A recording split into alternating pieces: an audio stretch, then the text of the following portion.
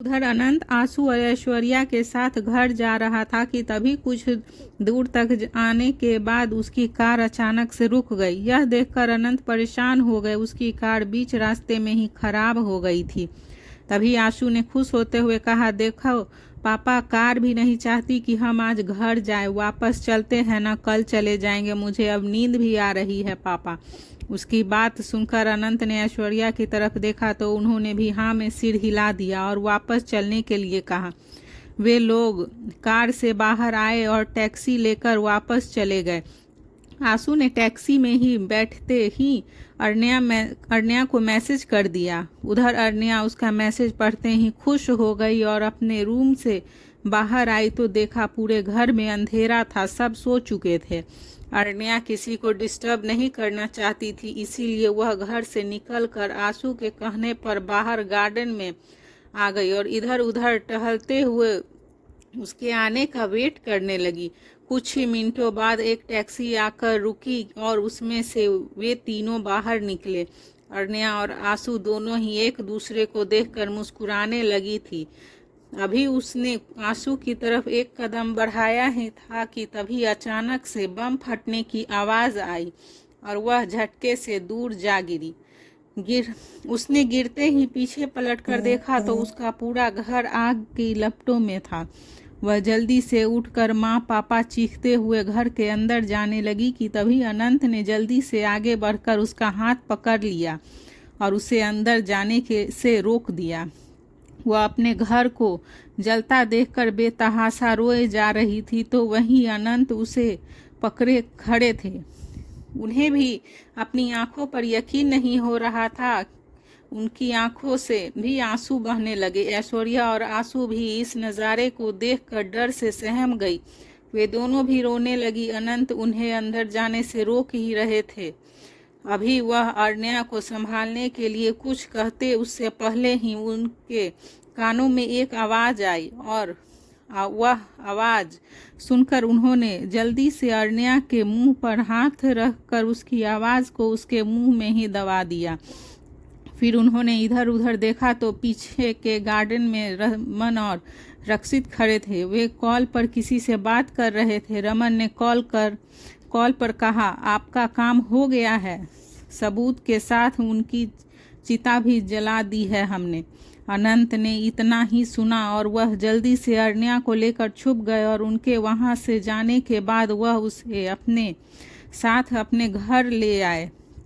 Flashback and. अनंत की बात सुनकर सबकी आंखें शौक से बड़ी हो गई थी। उसके चेहरे पर दर्द दिख रहा था। सुहानी ने इतना कुछ सहा था, यह जानकर सभी को उसके लिए बुरा लग रहा था। कियान भी गुस्से में अंदर ही अंदर जल रहा था। फिर अनंत ने आगे कहा, मैंने सोच लिया था कि मैं आरू को हमेशा के लिए यहाँ से दूर भेज दूंगा, ऋत्विक के पास। पर जब यह सब बताने के लिए मैंने ऋत्विक को कॉल किया तो पता चला उसी रात ऋत्विक की भी कार एक्सीडेंट में मौत हो गई है। मुझे समझने में देर नहीं लगी कि यह सब एक सोची समझी साजिश थी। इसीलिए मैंने वह शहर ही छोड़ दिया और सब छोड़कर आरू को लेकर दिल्ली आ गया और फिर दिल्ली से मुंबई। मैं जानता था कि अगर आरू के जिंदा होने का सच उन्हें पता चला तो वह उसे भी मार देंगे। उसे बचने के लिए ही मैं आज तक उसे लेकर एक शहर से दूसरे शहर भटक रहा था। अनंत की बातें सुनकर सबके चेहरे पर दर्द दिख रहा था। किसी ने सोचा भी नहीं था कि सुहानी का पास्ट इतना दर्द भरा होगा। अनंत ने शून्य में देखते हुए आगे कहा, इससे पहले कि आरू के जिंदा होने की खबर उन लोगों को पता चलती, मैं उसके अगले दिन ही अपना सब कुछ छोड़कर आरू को लेकर दिल्ली आ गया और फिर दिल्ली से मुंबई। हमेशा लग्जरियस लाइफ जीने वाली लड़की ने अपने हालात से ऐसे समझौता कर लिया कि ऑर्डिनरी लड़की की तरह आप आम जिंदगी जीने लगी। अनंत जब सब बताकर चुप हुए तो वहाँ कुछ पल के लिए सन्नाटा छा गया था। सबके ख्यालों में इस वक्त सुहानी थी। वे सभी वहां खड़े उसी के बारे में सोच रहे थे। एक 19 साल की लड़की ने एक रात में ही अपना परिवार खो दिया था और अनाथ हो गई थी। सुहानी ने इतनी कम उम्र में बहुत दर्द सहा था और उसे अपनी जान बचाने के लिए इधर से उधर भटकना पड़ा। अगर उसकी जगह कोई और होता तो अब तक वह हिम्मत हार चुका होता। सुहानी सच में एक ब्रेव गर्ल थी। सब यही सोच रहे थे। वही कियान उसके दर्द को फील कर रहा था। उसने मन ही मन खुद से कहा, तुम मुझे पहले क्यों नहीं मिली। वह यह सोच ही रहा था कि तभी अनंत ने फिर से कहा, मैं आरू से कहना चाहता था कि वह सब कुछ भूल कर अपनी जिंदगी दोबारा से शुरू करे, पर उसके इरादे देखकर मुझसे कुछ कहा नहीं गया। मैं कहता भी कैसे कि वह अपने माँ बाबा के कातिलों को भूल जाए। नहीं, मुझसे यह नहीं हुआ। वह उससे अपना बदला लेना चाहती थी। वह उन सभी को मार डालना चाहती थी जिन्होंने उसे अनाथ बनाया, और फिर इस सब में मैं भी उसका साथ देने लगा। यह कहकर वह कियान को देख रहे थे। वह भी उन्हें ही देख रहा था और सभी उन दोनों को देख रहे थे। फिर उन्होंने आगे कहा, वे लोग नहीं जानते थे कि आरू उस ब्लास्ट में बच गई थी, पर जब आरू ने खुराना को मारा तो उन्होंने उसके जिंदा होने की खबर लग गई और उन्होंने फिर से आरू को मारने के लिए उसके पीछे अपने आदमी लगा दिए। अभी अनंत बोल ही रहे थे कि तभी रूम का डोर ओपन हुआ और डॉक्टर बाहर आए। डॉक्टर ने जब सबको एक नज़र देखा तो सबके चेहरे पर उन्हें सीरियसली लुक दिखा। एक पल के लिए वह उन्हें देखकर सोच में पड़ गए। फिर उनकी नज़रें वहां खड़े 4 हैंडसम हंग पर गई और वे उन चारों को देखकर एक बार सोच में पड़ गई और खुद से ही बोली, इस सब में से उस लड़की का हस्बैंड कौन होगा। वे सब भी डॉक्टर को ही देख रहे थे और उनके कुछ बोलने का वेट कर रहे थे। फिर डॉक्टर ने रिहान को देखा और खुद से ही कहा, हाँ, यह हो सकते हैं उनके हस्बैंड। यह कहकर वह रिहान की तरफ बढ़ गई। कियान उन लोगों के बीच ऐसे खड़ा था कि उसका सिर्फ साइड फेस ही उस डॉक्टर को दिख रहा था, पर वह डॉक्टर को पूरा देख पा रहा था। तभी डॉक्टर ने रिहान के पास आकर उसे देखते हुए कहा, आपसे कुछ बात करनी है, आपकी वाइफ के बारे में। जब डॉक्टर ने यह कहा तो रिहान एकदम से शॉक्ड हो गया और वह कियान को देखने लगा। राहुल और शिव को यह देखकर इस मोमेंट में भी हंसी आ गई थी, क्योंकि जब उस डॉक्टर ने रिहान को सुहानी का हस्बैंड कहा तो उसकी शक्ल देखने लायक थी। उसके चेहरे पर कन्फ्यूजन और कियान का डर दोनों दिख रहा था। तो वहीं वे तीनों लड़कियां भी खुद को मुस्कुराने से नहीं रोक पाई और अपने मुंह पर हाथ रख कर वे स्माइल करने लगी। फिर कियान ने आगे आते हुए कहा, सी इज़ माई वाइफ। यह सुनकर डॉक्टर को अपनी गलती का एहसास हुआ और उन्होंने उसे सॉरी कहा। जब उन्होंने कियान को सामने से देखा तो वह उसे देखती ही रह गई। अब उन्हें सुहानी से जलन हो रही थी। उन्हें चुप देखकर कियान ने उसके पास आकर कहा, क्या बात करनी थी आपको। उसकी आवाज़ सुनकर वह होश में आई और उन्होंने जल्दी से कहा, आप अंदर मेरे साथ चलिए। कियान ने कुछ नहीं कहा और उसके साथ अंदर चला गया। उसने अंदर आते ही देखा तो सुहानी अभी भी बेहोश थी। डॉक्टर ने उससे देखते हुए पूछा, क्या आपको मेंस्ट्रुअल साइकिल और प्रेगनेंसी के बारे में पता है।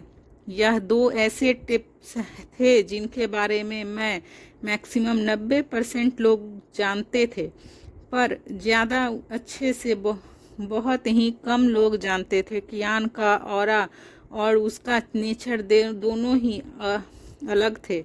वह एक जेंटलमैन था। उसे कहाँ इन सब के बारे में इतना पता था। उसे तो बस बिजनेस करना और अपने दुश्मन को मुंह तोड़ जवाब देना आता था। उसने कुछ देर सोचकर डॉक्टर से कहा, अ लिस्टेड बिट। कियान के आंसर को सुनकर डॉक्टर ने कहा, आपको यह तो पता होगा ना, प्रेगनेंसी शुरू होने के बाद प्रेग्नेंट लड़की को मेंस्ट्रुअल साइकिल जैसी प्रॉब्लम नहीं होती। अगले 9 महीने तक जब तक उनकी डिलीवरी नहीं हो जाती। कियान बिना रिएक्ट किए कोल्ड एक्सप्रेशंस के साथ डॉक्टर की बात सुन रहा था। तभी डॉक्टर ने आगे कहा, आप यह बेड पर रेड स्पॉट देख रहे हैं। डॉक्टर के कहने पर उसने सुहानी की तरफ देखा। वह जिस बेड पर लेटी थी उस बेड पर 3 से 4 जगह बड़े बड़े रेड स्पॉट थे। यह देखकर उसकी भौहें तन गई और उसने डॉक्टर को डेंजर और लुक देते हुए देखा। उसकी इस तरह से देखने से वह डॉक्टर भी डर गई, सहम गई और उन्होंने बड़ी मुश्किल से खुद को संभालते हुए कहा, उन्हें ब्लीडिंग हो रही है। इनकी कंडीशन को देखकर और इनका चेकअप करने के बाद मैं इतना ही कह सकती हूँ कि जितनी ज़्यादा वह फिजिकली टायर्ड है उससे कोई ज़्यादा वह मेंटली टायर्ड है। प्रेगनेंसी के स्टार्टिंग में इस तरह की कंडीशन आपकी वाइफ की हेल्थ और उनके बच्चे के लिए सही नहीं है। फिर थोड़ा रुक कर उन्होंने आगे कहा, वैसे प्रेगनेंसी के दौरान कुछ लेडीज़ में ब्लीडिंग होना नॉर्मल है, पर आपकी वाइफ में केस में यह नॉर्मल नहीं है। मैं 1 वीक तक इन्हें ऑब्जर्व करूंगी। अगर इस दौरान इन्हें ब्लीडिंग नहीं हुई तो सब ठीक रहेगा, पर अगर हुई तो आप समझ रहे हैं ना व्हाट आई वांट टू से। कियान ने सुहानी को देखते हुए धीरे से हाँ में सिर हिला दिया। सभी डॉक्टर ने फिर से कहा, आप कोशिश करिए कि वह ज़्यादा स्ट्रेस ना ले। वह खुशी जो अभी सुहानी और उसकी लाइफ में आई थी, अब उसके जाने का डर उसे अंदर ही अंदर मार रहा था। वह बाहर आया तो सभी उसे सुहानी के बारे में पूछने लगे। कियान ने कुछ नहीं कहा और वहां से सीधा अपने रूम में चला गया। दूसरी तरफ ऑस्ट्रेलिया में एक पास होटल के वीआईपी रूम में जहां करीब इस वक्त 20 से 25 लोग बैठे थे, उन सभी के चेहरे पर अलग अलग तरह के भाव थे। किसी के चेहरे पर गुस्सा तो किसी के चेहरे पर बेहद नफरत था। फिर एक शख्स ने सबके बीच से उठते हुए कहा, मैं जानता हूँ हम में से कुछ लोग एक दूसरे का चेहरा भी नहीं देखना चाहते हैं। हम एक दूसरे से इतनी नफरत करते हैं कि हम अभी यहीं एक दूसरे को मार सकते हैं। हम सभी एक दूसरे के बिजनेस राइवल्स हैं, पर इसके बाद भी आज हम यहाँ एक साथ हैं, एक दूसरे को बर्दाश्त किए बैठे हैं। और जिस वजह से हम यहाँ एक साथ हैं वह वजह भी हम सब बखूबी जानते हैं। जैसे ही वह आदमी बोलकर चुप हुआ, उसी टाइम रूम की लाइट ऑफ हो गई। लाइट ऑफ होते ही प्रोजेक्ट ऑन हुआ और उसके सामने लगी एक बड़ी सी स्क्रीन पर एक हैंडसम हंक की फोटो दिखने लगी। जहां एक तरफ स्क्रीन पर दिख रहे शख्स की तारीफ करने के लिए शब्द कम पड़ जाए, तो वहीं अब वहां मौजूद लोगों के चेहरे पर एक ही भाव था और वह था गुस्सा। वह सभी स्क्रीन पर देख रहे शख्स को बेहद नफरत और गुस्से से देख रहे थे। वह आदमी जो थोड़ी देर पहले बोल रहा था, वह लक्ष्य का डैड ललित परिवाहर था। वह एक बार फिर खड़ा हुआ और स्क्रीन की तरफ उंगली पॉइंट करते हुए बोला, that is the reason. Screen पर जिसकी फोटो थी वह कोई और नहीं, कियान ओबरॉय था। उसके बोलने के अगले ही अक्ष का डैड रजत सिन्हा अपनी चेयर से खड़ा हुआ और उसने स्क्रीन पर कियान की फोटो को देखते हुए कहा, यही तो वह है जिसने मारना मेरी जिंदगी का मकसद बन गया है। मेरा भी उसका साथ देते हुए ललित ने कहा। दोनों के पास कियान को मारने का ठोस रीजन था। दोनों के बेटों की मौत का जिम्मेदार वही था। उसने ही दोनों के बेटों को मरवाया था। ललित ने अपने इमोशंस को कंट्रोल करते हुए आगे कहा, यह ताकतवर है और चालाक भी। यह एक ऐसा दुश्मन है जिसकी तारीफ उसके दुश्मन भी करते हैं, लाइक वी। फिर कियान को देखकर उसने अपने दांत पीसते हुए आगे कहा, अगर इसे मारना है तो सबसे पहले उन पर वार करना होगा जो जिसकी पावर को दुगना करते हैं। जैसे जैसे वह बोल रहा था, स्क्रीन पर एक एक करके रिहान, राहुल, शिव्यान, अभिनव और शिवा की फोटो स्पाइट होने लगी थी।